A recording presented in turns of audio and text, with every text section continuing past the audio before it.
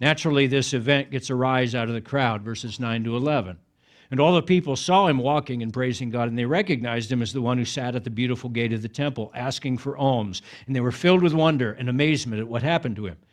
While he clung to Peter and John, all the people, utterly astounded, ran together to them in the portico called Solomon's.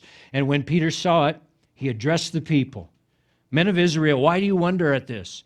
Or why do you stare at us as though by our own power or piety we have made him walk? The story follows a pattern that we're going to see over and over again in the book of Acts. We've already seen it in chapter 2, where God does something amazing.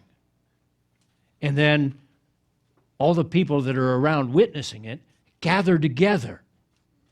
And then someone stands up in front of the crowd and explains to them what has just happened by sharing with them some version of the gospel, the good news of Jesus. And there's a lesson here for us. Our experience needs an explanation. Our experience needs an explanation.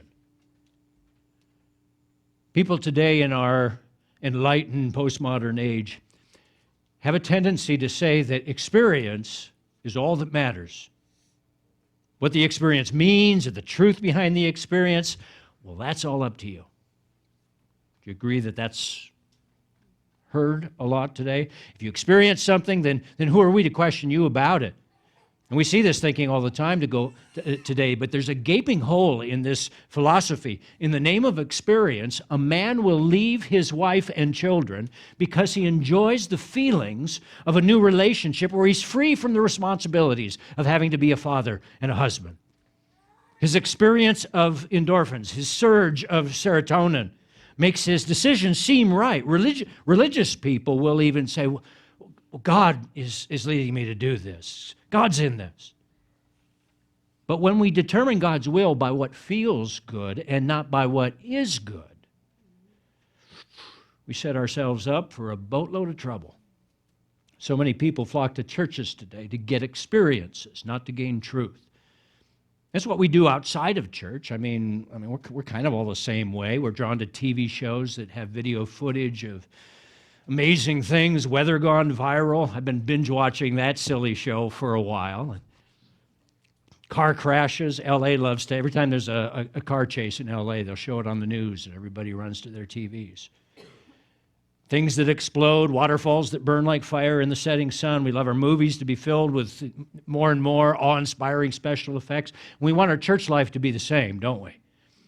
We want dynamic worship and colors and visuals and spotlights and excitement and flash and sizzle. And if we get that experience, we all say, woo, God! But how many times do we say, I wonder, is that God?